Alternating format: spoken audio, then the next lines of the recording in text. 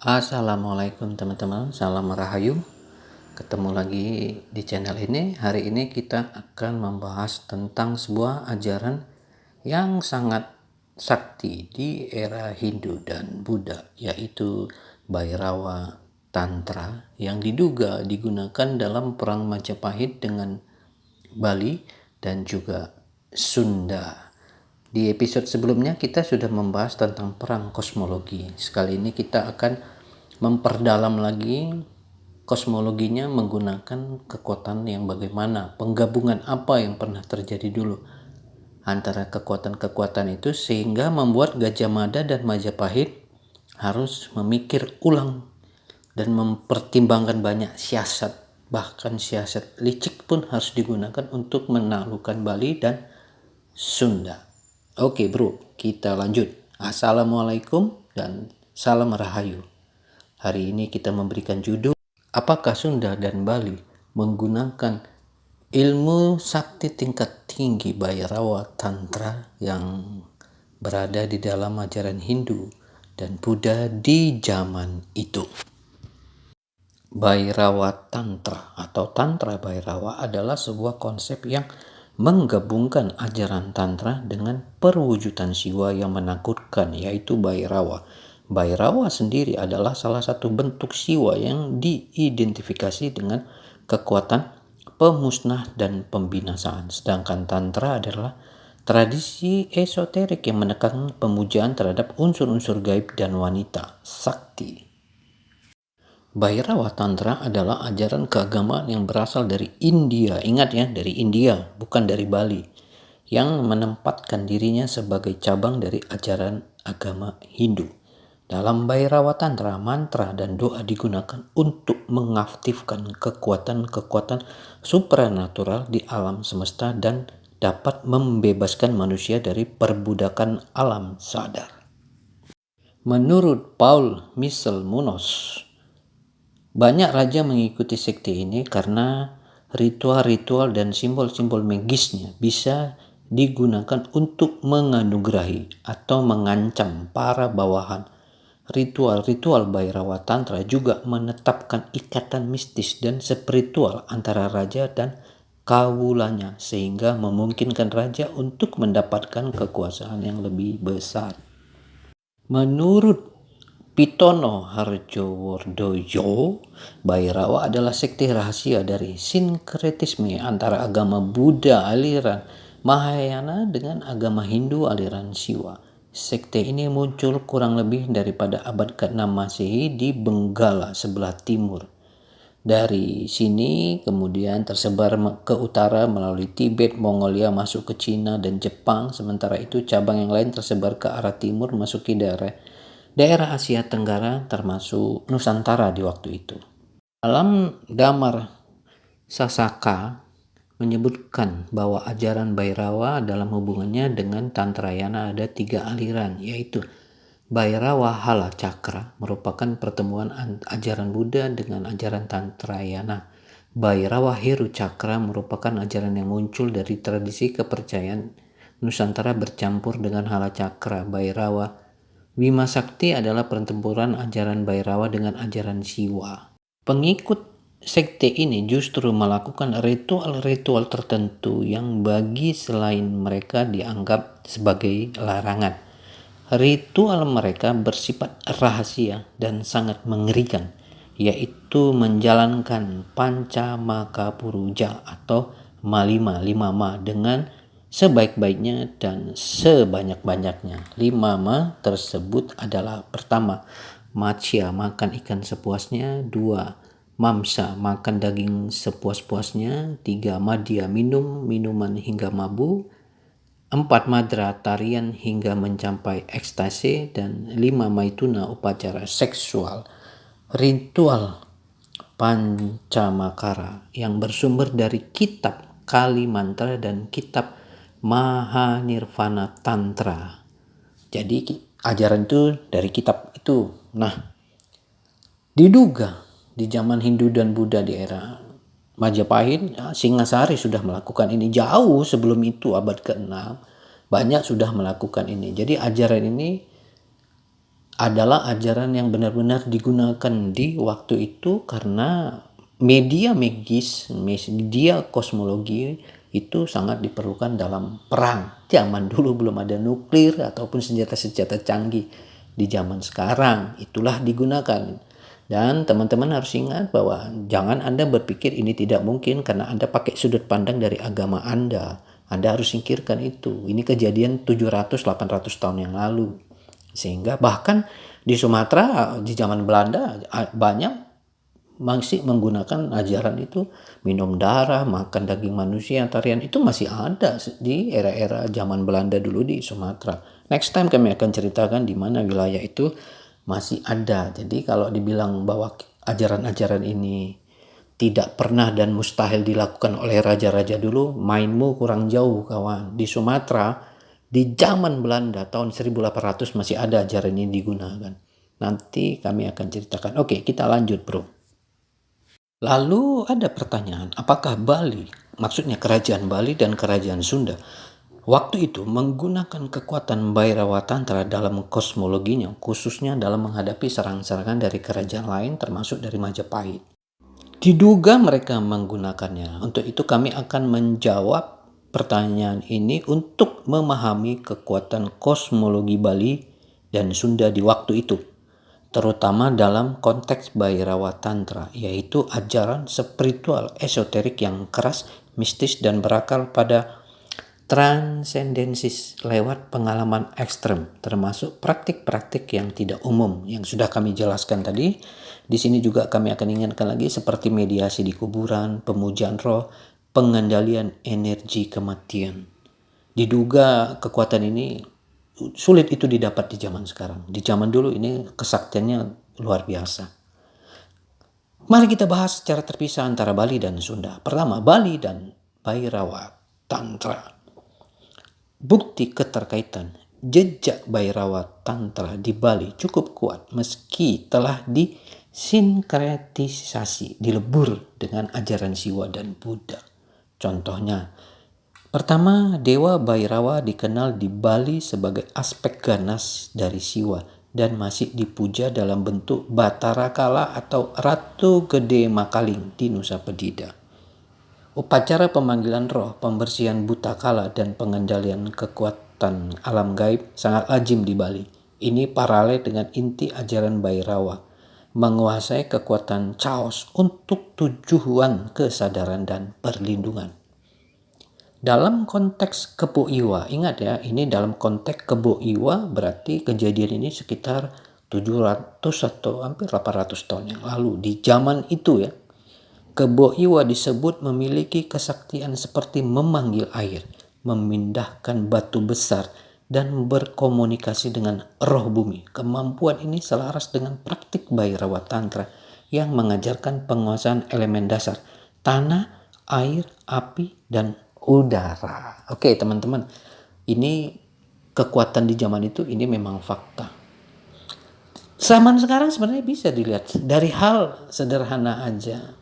Kalau Anda pernah ke Kalimantan atau pernah mendengar yang namanya mandau yang bisa terbang sendiri, dan itu sudah terbukti dan susah dibantah secara akal sehat. Kalau Anda ke sana ke Kalimantan untuk mendengar cerita, Anda boleh cek YouTube. Itu adalah salah satu ajaran dari turunan dari Bhairawa Tantra. Jadi kalau cerita di sini kita melihat bahwa Kebo Iwa bisa memindahkan batu, memanggil air, itu ya itu memang fakta. Suka nggak suka itu memang fakta. Itu kekuatan gaib yang luar biasa di zaman itu. Makanya kalau Anda bisa lihat mandau, itu hal yang paling kecil dari aliran dari Bhairawa Tantra. Kebo Iwa dianggap tidak hanya sakti secara fisik tapi menyatu dengan kekuatan alam dan roh penjaga Bali.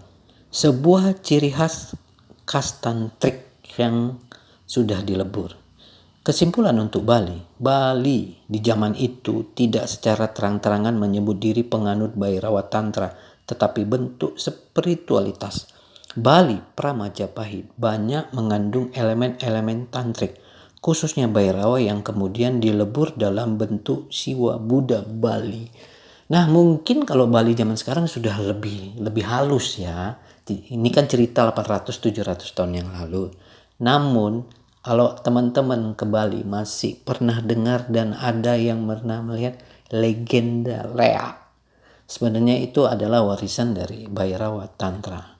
Oke, Lea diduga itu warisan dari Bhairawa Tantra yang masih menjadi misteri di Bali sampai sekarang. Kita lanjut. Nomor 2, Sunda dan Bhairawa Tantra. Bukti keterkaitan lebih halus dan misterius. Ini yang paling seru kalau di Sunda. Kalau sudah ada kalimat misterius, Sunda wajar ditakuti oleh Majapahit dan tidak pernah dilakukan serangan langsung ke zaman itu. Lanjut. Kerajaan-kerajaan Sunda seperti Tarumanegara dan Sunda Galuh dikenal memiliki tradisi Siwaisme dan Buddha Mahayana. Tetapi pengaruh Bhairawa Tantra juga masuk melalui jalur Sumatera, Pagaruyung, Gunung Padang. Kami ulang di sini. Tetapi pengaruh Bhairawa Tantra juga masuk melalui jalur Sumatera, Pagaruyung, Gunung Padang. Ingat ya, ini Bhairawa Tantra. Teman-teman, karena ada di sini kalimat Bhairawa Tantra juga masuk melalui jalur Sumatera, Pagaruyung, dan Gunung Padang. Ingat nggak? Sebuah kisah waktu Aditya Warman membantu Gajah Mada menyerang Bali. Aditya Warman membawa pasukan sebesar 17.000 orang itu dari Sumatera dan Pasundan. Di sini ada sebuah keterkaitan. Karena di sini ada kalimat tadi yang kami sebut, pengaruh Bhairawa Tantra juga masuk melalui jalur Sumatera, Pagaruyung, dan Gunung Padang. Nanti kami akan ceritakan keterkaitan Aditya Warman dengan Sunda, khususnya Pasundan ya. Lanjut. Di daerah Priangan, Banten, hingga Sukabumi terdapat banyak situs punden berundak, petirtaan, dan batu bertuah yang menunjukkan ritus pengendalian alam, pemujaan roh leluhur, dan kekuatan bawah tanah. Ingat, kekuatan Bhairawa Tantra itu dia mengajarkan elemen penguasaan dasar antara tanah, air, api, dan udara. Itu digabung, dilebur. Itu kekuatannya. Jadi dia kalau bertempur dia bisa menggunakan kekuatan tanah, air, udara, dia bisa menggunakan itu. Lanjut bro. Legenda Sangkuriang, Dayang Sumbi, dan tokoh-tokoh seperti Prabu Siliwangi memiliki aspek mistis yang tantrik. Perjalanan batin, pembangkangan terhadap tatanan biasa, serta kesatuan dengan kekuatan alam. Kami ulang, tokoh tentang Prabu Siliwangi. Itu bukan omong kosong teman-teman ya. Itu bukan omong kosong. Kalau fight Gajah Mada dengan Prabu Siliwangi nggak akan sanggup teman-teman. Buktinya tidak ada gempuran ke Sunda kan. Dalam sejarah Majapahit tidak ada gempuran ke Sunda. Yang ada ditipu, main tipu muslihat, diundang, dibunuh. Itu pun tidak gampang kan bro. Nah, Prabu Siliwangi kalau teman-teman mau melihat kekuatan ajaran Bhairawa Tantra secara modern, kalau teman-teman biasa menonton film Kian Santang, percayalah itu implementasinya padahal itu di tingkat yang rendah. Sebenarnya Prabu Siliwangi ini muncul kan sebelum era Majapahit. Sebenarnya Prabu Siliwangi itu di antara sesudah perang Bubat dia muncul, tapi kekuatannya aja seperti itu. Nah, itu maksudnya yang kami sampaikan di sini adalah itulah ajaran Bhairawa Tantra. Tontonlah film Kian Santang. Nah, itu implementasinya sederhana aja tapi itu sudah menunjukkannya. Padahal Prabu Siliwangi itu muncul kan sudah mau masuk era Islam. Sementara Raja Sunda Pasundan yang datang ke Majapahit sama Putri Pitaloka itu selisihnya jauh dengan Prabu Siliwangi. Selisihnya hampir 50 tahun. Perang Bubat 1357, sementara Prabu Siliwangi lahir 1401. Lahirnya ya, jadi dia menjabat kan masih lama, ya hampir 1 abad lah selisihnya kalau sampai akhirnya Prabu Siliwangi itu jadi seorang raja. Sementara selisih dengan perang Bubat dia lahir 50 tahun. Nah, itu kita kasih perbandingan. Jadi teman-teman bisa melihat bahwa di zaman Prabu Siliwangi diduga dia menggunakan Bhairawa Tantra. Cuman lebih rahasia, tapi kekuatannya kelihatan. Kasus Dyah Pitaloka. Kematian Dyah Pitaloka sebagai tindakan bunuh diri kehormatan, bukan menyerah sebagai rampasan perang, menunjukkan ideologi dharma dan kesucian yang tinggi. Kesucian martabat ratu sebagai penjaga kehormatan tatanan kosmik Sunda ini mirip dengan ajaran Bhairawa yang memandang tubuh dan kesadaran sebagai medan spiritual. Namun, di Sunda, ajaran Bhairawa lebih terselubung dan bercampur dengan ajaran lokal Sunda Wiwitan yang sangat menghormati alam, roh, dan karma. Tidak seperti Bali atau Sumatera, jejak ikonografi Bhairawa seperti arca Heruka, Fajar, Tengkorak sangat jarang ditemukan di tataran Sunda. Kesimpulan akhir, kita kasih perbandingan ya. Wilayah Bali, pengaruh Bhairawa Tantra kuat dan hidup meski disenkristisasi. Bentuk nyata ritus pemanggilan roh, pengendalian buta kala, batara kala, dan kebo iwa. Sunda, pengaruh Bhairawa Tantra ada, tapi terselubung dalam tradisi lokal dan spiritualitas alam. Bentuk nyata, kesetiaan pada dharma, kesucian martabat, dan spiritualitas leluhur.